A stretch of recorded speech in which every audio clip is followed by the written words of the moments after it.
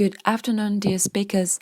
I am Peize Li, and I'm studying in Department of Film Studies at University of St. Andrews. 2 days ago, I read an article about if the Cannes is cancelled, what's going to happen? The Cannes relies on its physical sites to make rituals and events to happen. As De Valk and Yordanova both pointed out in their works, physical venue is significant for film festivals. The meetings at the venues between people and people and films are essential elements of film festivals. Today, I'm going to share you the methodology I am using to analyze how film festivals use their venues. This is a thesis that is not finished yet, so I'm really looking forward to hearing your thoughts and suggestions regarding the methodology. I will split this presentation into 2 parts, including introduction of the research question and the introduction of the methodology. The venues of film festivals are spatial structures of film festivals. Film festival venues reveal how film cultures are positioned in our society. In this presentation, I will mainly focus on the methodology I am using to understand the usage of film festival venues, and that includes location, function, and layout of film festival venues. The diversity of film festival venues is very important for this research. Therefore, I chose to do the qualitative research. As you can see in these photos, the buildings, the urban texture, and the geopolitical context are very significant in shaping the venues. Now, I want to show you an example of how I use fieldwork and map to analyze the film festival venue and urban texture.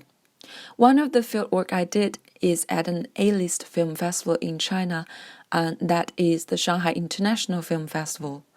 Compared to film festivals in Europe, this festival is a very good case of showing how film festival venues adapt and function in different geopolitical contexts.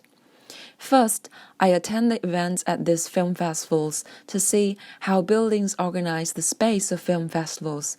That is to say, I observe how these buildings may function in ordering people's activity.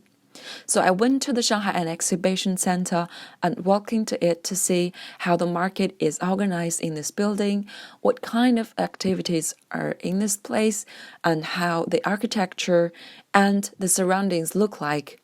Then I went to Shanghai Film Arts Center, which was built in 1993, and it was once the headquarters of the film festival. Then I spent 2 minutes to walk to the Crown Plaza. It is where forums of professionals are held. This plaza is also the hotel where a lot of international guests of the festival usually live in. Other than these venues, I also visited some cinemas that are chosen by the festival to screen films. There were 45 in total in the year when I had the fieldwork at the festival. They are widespread in the Shanghai city. Some of the venue takes me 1 hour to travel by metro. Some of them are within 10 minutes walking distance. Most of the remote cinemas are either in shopping malls or multiplex. After visiting these places, in my mind, I have already got an idea of how the space of festivals are structured through buildings and locations, and what kind of venues are held in there. So the next question is, how can I understand what are the thoughts of the organizers about using these places? So the second thing I did was to have an interview with the director of the festival events. The interviewee told me that following the municipal government's urban planning, the film festival have a principle when they organize the event. The principle was called 惠民, which in English means benefit the people. This explains why some of the exhibitions are held in places that are 1 hour away from the professional events. It also explains why there are 45 cinemas used for the exhibitions. These exhibitions are not meant to showcase films for the international professionals, but the local residents. The Crown Plaza and the Film Arts Center were actually built for the film festival by the municipal government. So this is why these two venues are very close. However, when the film festival grew bigger and bigger in these years, these two places are not big enough for the festival anymore. Moreover, the distance between the Crown Plaza, Film Market, and the red carpet requires transportation like shuttle bus or cabs, but traffic jam is very common in Shanghai. So after the interview, I understand what is the point of view of the festival team about their venues. But how can I show how the film festival venues are located within the city? As I mentioned above, the urban texture is very important in shaping film festival venues.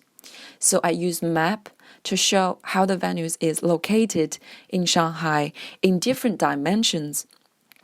And what I'm showing here now is the map of nightlife venues.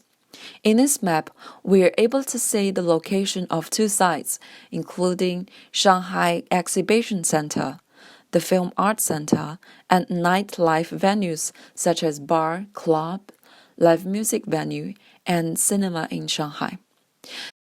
These two circles are districts where the film and television market and the events for film professionals are located.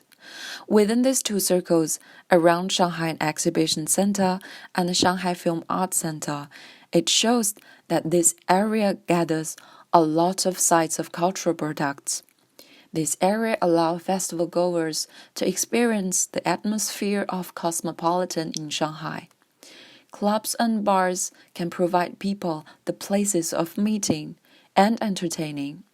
This map shows that these two venues where most of the events that were organized for international guests showcase not only film and events, but also the nightlife and cultural products of Shanghai. In short, as I introduced in the beginning of the presentation about the research question, one of my purposes of doing the field work is analyzing the location, function, and layout of the venues. From the interview and the observation, I'm able to understand the function of the venues. By using the maps, I'm able to explain the location and layout of the venues. Finally, I want to thank Dr. Ostrowska for organizing this event.